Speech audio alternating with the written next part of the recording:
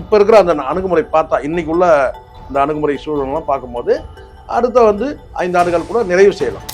எம்எல்ஏக்கள் போனால் கூட போட்டோம், கட்சி என்கிட்ட இருக்குன்னு அவர் நீங்கள் மரியாதைலாம் கேட்டுலாம் வாங்க முடியாது.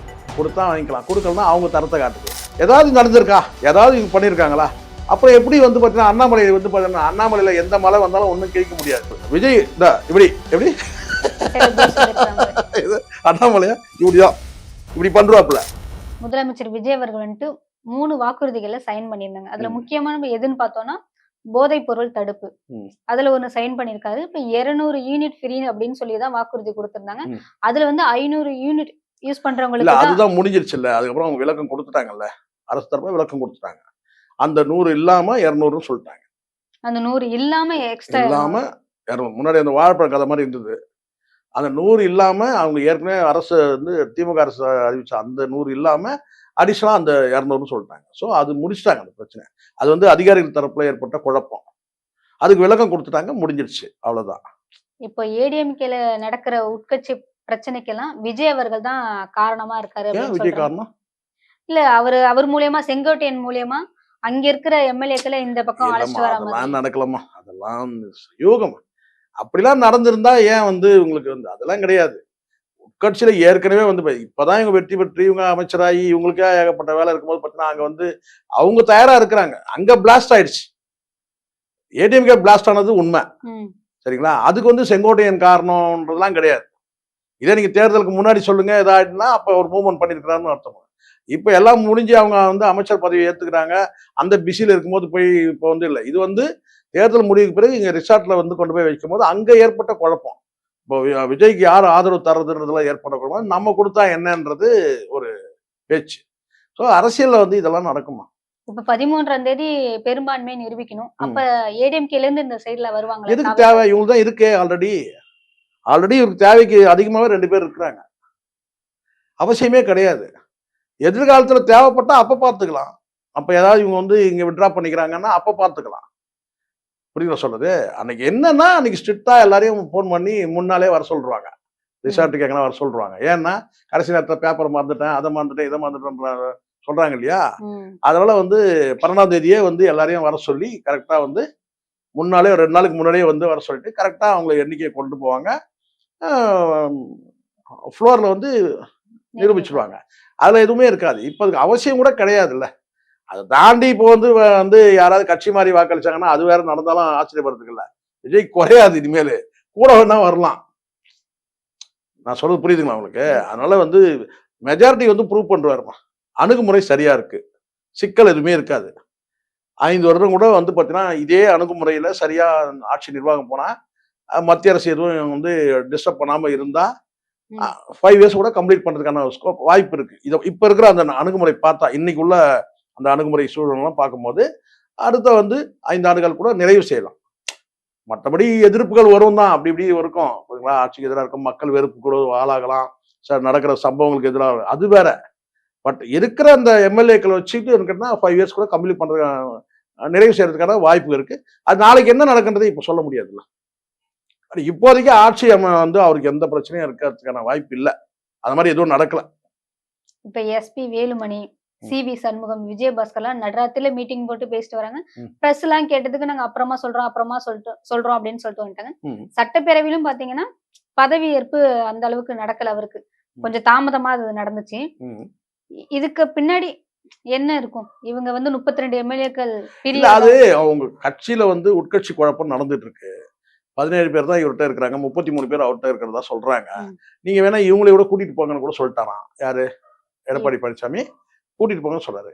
எடப்பாடி பழனிசாமி கொஞ்சம் இதுவா தான் இருக்கிறாரு, கொஞ்சம் அக்ரெசிவா தான் இருக்கிற மாதிரி தெரியுது அங்க சூழல்ல. எப்படின்னு சொல்ல முடியாது. இப்போ நான் ஒன்னே ஒன்று நல்லா சொல்லுவோமா, யார் எதிர்கட்சி ரோல பண்றாங்களோ, சிறப்பா பண்றாங்களோ அவங்களுக்கு தான் எதிர்காலத்துல ஸ்கோப் இருக்கும். 32 எம்எல்ஏக்கள் ஸ்டாலின் பக்கம் போவாங்களா இல்ல விஜய் பக்கம் போவாங்களா? அது நமக்கு தெரியாது இல்ல. அங்க இவங்களுக்குள்ள என்ன குழப்பம் நடக்குதுன்னு தெரியல. இவங்களுக்கு அங்க என்ன குழப்பம் நடக்குது, இவங்களுக்குள்ள என்ன குழப்பம் இருக்குன்னு தெரியல.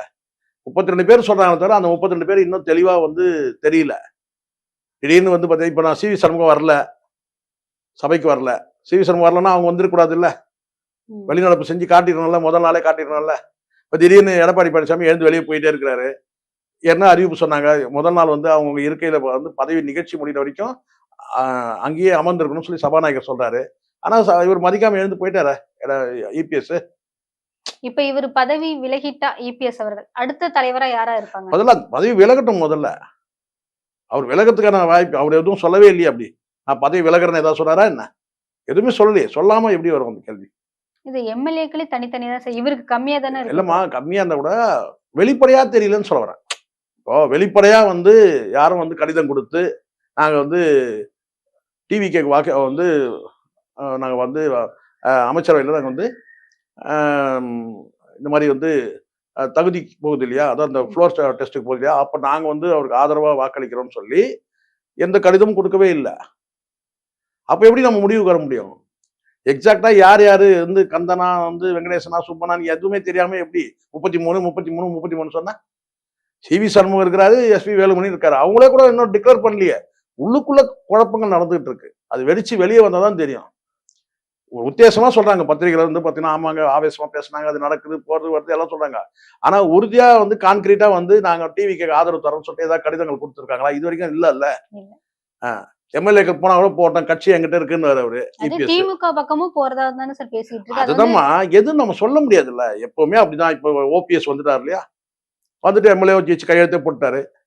அந்த மாதிரி கூட எதிர்காலத்துல வரலாம். ஏன்னா அது இல்ல அப்படிலாம் கூட்டணியா இல்ல அப்படின்னு யாருமே அதை மறுப்பு தெரிவிக்கல. யாரும் இல்ல. இப்போ எனக்கு தெரிஞ்ச வரைக்கும் இந்த சிச்சுவேஷன்ல வந்து அதிமுக வந்து பிளவா நிக்குது அப்படின்னு தெரியுது. ஆனா பிளவு படல, கிராக் ஆகிருக்கு. 2 துண்டு ஆகல. இன்னும் 2 துண்டுனா டிக்ளேர் ஆகணும், தனியா வேணும் இல்லையா? இன்னும் 2 துண்டு கிராக் ஆகி நிக்குதுன்ற மாதிரி தான் இருக்கு. இப்ப மே 12 சபாநாயகர், துணை சபாநாயகர் தாவேக்கையில இருந்து யாரை தேர்ந்தெடுப்பாங்க? இவரு மனு தாக்கல் பண்ணிருக்கிறாருல, ஜேசிடி பிரபாகரன். துணை வந்து யாருன்றது அது முடிஞ்ச பிறகுதான் எப்பவுமே நடத்துவாங்க. சபாநாயகர் தேர்தல் முடிஞ்ச பிறகுதான் துணை சபாநாயகர் தேர்வு செய்வாங்க. அது செகண்ட். ஆனா ஜேசிடி பிரபாகர் வந்து அவர்தான் சபாநாயகர் மனு தாக்கல் பண்ணிருக்காரு.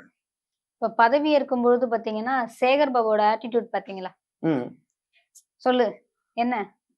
ஒரு முதலமைச்சர் உட்கார்ந்துருக்காரு, ஒரு மரியாதைக்கு கூட வணக்கம் தெரிவிக்கல. உதயநிதி அவர்கள் வணக்கம் தெரிவிச்சிருந்தாங்க. எதிர்கட்சி தலைவரே வணக்கம் தெரிவிக்கும், நீங்க எம்எல்ஏக்கள் தானே வணக்கம் சொல்றது சொல்லாது அவங்க விருப்பமா? எது வணக்கம் சொல்லாது அவங்க விருப்பம். ஒரு காணொலி பார்த்திருப்பீங்க, மன்மோகன் சிங் வந்திருப்பாரு, மரியாதை நிமித்தமா இவங்க போய் வந்து வரவேற்கிறதுக்கு அங்க இருப்பாங்க. மத்திய அமைச்சர்லாம் வருவாங்க, அழகிரி வருவாரு, இன்னும் பல பேர் வந்து தயாநிதி மாறன் வருவாரு, எல்லாருமே வருவாங்க. அந்த மாதிரி பக்கத்துல வந்து அவங்களுக்கு அவருக்கு மரியாதை கொடுக்கும்போது பக்கத்துல அவங்களுக்கும் மரியாதை கொடுக்கணும். பிரதமர் வந்து வணக்கம் சொல்லும்போது அந்த மாதிரி சொல்ல மாட்டாங்க. அந்த மாதிரி 4 பேர் பார்த்து கிளம்பி வந்துட்டே இருப்பாங்க பாட்டுன்னு. இங்க மரியாதைலாம் கேட்டுலாம் வாங்க முடியாது. கொடுத்தா வாங்கிக்கலாம், கொடுக்கலன்னா அவங்க தரத்தை காட்டுது. எது கொடுக்கலன்னா அவங்க தரம் என்னன்னு காட்டுது. புரியுதுங்களா? இதெல்லாம் சகஜமா. இப்போ வந்து உதயநிதி வந்தாரு, அவர் வணக்கம் சொல்லலதான், முதலமைச்சர் பார்த்து வணக்கம் சொல்ல வீட்டுக்கு போனாரு, கட்டி தழுவி வரவேற்கிறாரு. இதெல்லாம் வந்து சகஜமா. கவுண்டமணி சொல்றாருல, அரசியல் இதெல்லாம் சகஜமாப்பா. இதே வந்து பாத்தீங்கன்னா வந்து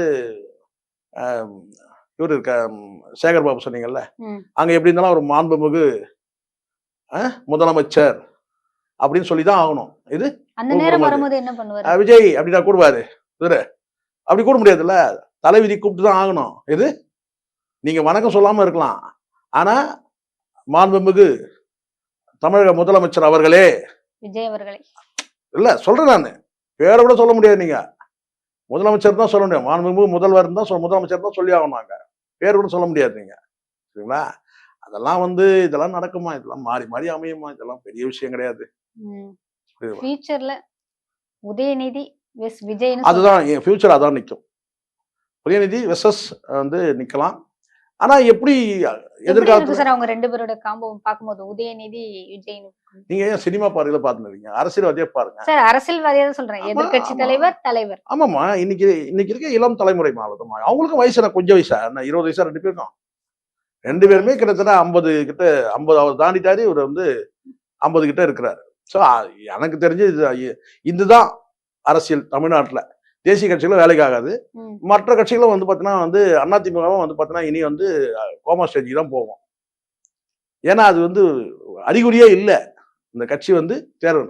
அதனால ஆளாளுக்கு வந்து பாத்தீங்கன்னா வந்து தலைமை சரியில்லை. தலைமைனா யார் வந்தாலும் இப்ப இவருக்கு நடந்ததுன்னு நினைக்காதீங்க. இபிஎஸ் போய் வேலுமணி வந்தாலும் அப்படிதான். வேலுமணி போய் வேற ஏதாவது மணி வந்தாலும் அதுதான்.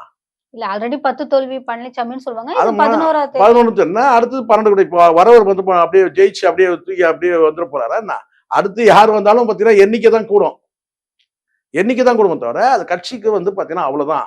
அதிமுக வந்து இனிமேல் வலிமை வருவதற்கு வாய்ப்பே கிடையாது. ஆளுங்கட்சி எதிர்கட்சி தான் இன்னைக்கு இருக்கான். இங்க வந்து பாத்தீங்கன்னா வந்து நாளைக்கு வந்து இன்னொரு புதுசா கூட ஒரு கட்சி வரலாம். இல்ல ஒரு பக்கம் சொல்றாங்களே சார், அண்ணாமலை வந்து புதுசா ஒரு கட்சி ஆரம்பிக்க போறாரு. அதெல்லாம் ஒண்ணும் வேலைக்கு ஆகுமா நீங்க? அண்ணாமலை தேசிய விஜய் தான் கட்சியில் ஒண்ணு போகும் சொல்லட்டுமா தங்கச்சி, நல்லா புரிஞ்சுங்க நல்லா. 12 வருஷமா மத்தியில ஆளுங்கட்சியில் இருக்கிறாங்க. 12 வருஷமா இருக்கிறாங்க. சரிங்களா? 3 முறை வந்து பிரதமர் பதவி. அந்த பிரதமர் பதவியை பயன்படுத்தி தமிழ்நாட்டுக்கு ஏதாவது உருப்படியா ஒரு நல்லது செஞ்சிருந்தாலே அந்த நல்லதை சொல்லியாவது ஓட்டு கேட்க முடியும். இப்ப நீங்களே சொல்லுங்க, இங்க பிரச்சாரத்துக்கு போறாங்கல்ல, இந்த பிஜேபி தலைவர் போய் பிரச்சாரம் பண்றாங்கல்ல, ஏதாவது பிரதமருடைய ஸ்கீமை சொல்லி இவங்க ஓட்டு கேட்டிருக்காங்க? சொல்லுங்க. பிரதமருடைய ஓட்டை சொல்லி கேட்டிருக்காங்களா? எவ்வளவு ஸ்கீம் இருக்கு தெரியுமா? சென்ட்ரல் கவர்மெண்ட் வந்து பாத்தீங்கன்னா வந்து பெண்களுக்கு வந்து பாத்தீங்கன்னா அந்த ஃபர்ஸ்ட் கிராஜுவேட்டுக்கு ஒரு தொகை தராங்க காலேஜ்ல. சரிங்களா? அது ஏதாவது இப்ப ஏதாவது சொல்லியிருப்பாங்க எங்கேயாவது பிரச்சாரத்துல எங்கேயாவது சொல்லியிருப்பாங்க? மத்திய அரசு எவ்வளவு ஸ்கீம் இருக்கு தெரியுமா? முதல்ல எந்த ஸ்கீமையாவது இவங்க சொல்லி ஓட்டு கேட்டிருக்காங்க? நீங்க சொல்லுங்க. நீங்க ஸ்டேட் கவர்மெண்ட் இருக்கும், சென்ட்ரல் கவர்மெண்ட் ஸ்கீம் ஏதாவது வந்து ஒரு பிஜேபி தலைவர் பிரதமருடைய இந்த திட்டத்தை வந்து சொல்லி வாக்கு கேட்டார், சொல்லுங்க போல. வீடு கட்டுற திட்டம் இருக்கு தெரியுமா உங்களுக்கு? பிரதான் மந்திரி ஏதோ பவனா ஏதோ பேர் சொல்லுவாங்க, இது இந்தியில வீடு கட்டுற திட்டம் இருக்கு. அவை பல பேர் வந்து வீடு கட்டியிருக்காங்க. அந்த பிரதமருடைய அந்த நிதி அந்த பங்கீட்டுல வந்து வீடு கட்டி ஏதாவது இவங்க ஒரு ஸ்கீமை சொல்லி கேட்டிருக்காங்களா? சரி, எதுவும் விடுங்க, புதுசா கூட ஒரு ஸ்கீம் கொண்டு வந்து தமிழ்நாட்டுக்கு இந்த ஒரு பெரிய ஸ்கீம் கொண்டு வந்துடுறேன். காங்கிரஸ் எப்படி வந்து பார்த்தீங்கன்னா ஐசிஎஃப் மாதிரி ஒரு பெரிய ஃபேக்டரி கொண்டு வராங்கல்ல, அந்த மாதிரி ஒரு பெரிய ஒரு ஃபேக்டரி கொண்டு வரேன், இல்லை ஏதாவது ஒரு பெரிய திட்டம் ஏதாவது கொண்டு வந்து நான் பண்றேன், ஏதாவது நடந்திருக்கா? ஏதாவது இவங்க பண்ணியிருக்காங்களா? அப்புறம் எப்படி வந்து பாத்தீங்கன்னா அண்ணாமலை வந்து பாத்தீங்கன்னா அண்ணாமலையில எந்த மலை வந்தாலும் ஒண்ணும் கேட்க முடியாது. இல்ல சார், ஒரு புது கட்சி வந்து அதுக்கப்புறம் தான் அண்ணாமலை விஜய்னு வருமே அப்படின்னு. அதெல்லாம் ஒண்ணும் கிடையாது. அண்ணாமலை எல்லாம் நீங்க இங்க உதயநிதி இவங்களே இங்க தண்ணி குடிக்கிறாங்கன்ற அது ஜோக் அடிச்சுன்னு இருக்கீங்க கொஞ்சம். அண்ணாமலை வந்து விஜய்க்கு எதிர பூனு ஊதி தள்ளுறாப்புல. யாரு? விஜய். யார? அண்ணாமலையா? இது எப்படி? ஆனா நீங்க ஐஏஎஸ் ஐபிஎஸ் சொன்ன ஒன்னும் போனியாவாத கட்சி வச்சுங்க. இங்க பெரிய பெரிய கட்சிக்கு தண்ணி குடிச்சிருக்கு, ஒரு கட்சி கலைஞ்சு போயிட்டு இருக்கு, ஒரு கட்சி வந்து பாத்தீங்கன்னா எதிர்கட்சி வச்சு உட்காருக்கு. இப்போ ஒரு ஜோக் அடிக்கிறீங்க. அண்ணாமலை வந்து ஒரு தனியா வந்து அண்ணாமலை விசஸ் விஜய் வந்துருமா? அதாவது விஜய் இப்படி எப்படி அண்ணாமலையா இப்படிதான் இப்படி பண்றாப்புல. நீங்க வேற ஒண்ணு, பெரிய பெரிய கட்சி இங்க தண்ணி குடிச்சிட்டு இருக்குதுன்னு சொல்லிட்டு இருக்கிறேன். நானு வந்து ஆண்ட கட்சிகள் வந்து 75 ஆண்டு காலம் 50 ஆண்டு காலம் ஆண்ட கட்சிகள் இருக்கு இல்ல, உண்மைதானே? போராடி இருக்கிறாங்க, அது வேற விஷயம். இதுல வந்து அண்ணாமலை எல்லாம் வந்து நிக்க முடியாது. எப்படி ஜெயலலிதா இருந்தா அண்ணாமலை எல்லாம் வந்து ஒரு லீடர்ஷிப்பா வர முடியாது? வந்திருக்க முடியுமா? நீங்க சொல்லுங்க. பிஜேபி எத்தனை தலைவர் இருந்தாங்க? கலைஞர் இருந்த வரைக்கும், ஜெயலலிதா இருந்த வரைக்கும் ஏதாவது பண்ண முடியுதா பிஜேபியில? வலிமை குறைந்த தலைவர்கள் வந்து ஏபிஎஸ் போன்றவர்கள் இருக்கும்போது நீங்க வந்து ஜம்பம் காட்டுனீங்க. இப்ப காட்டுங்களேன் பாப்போம்.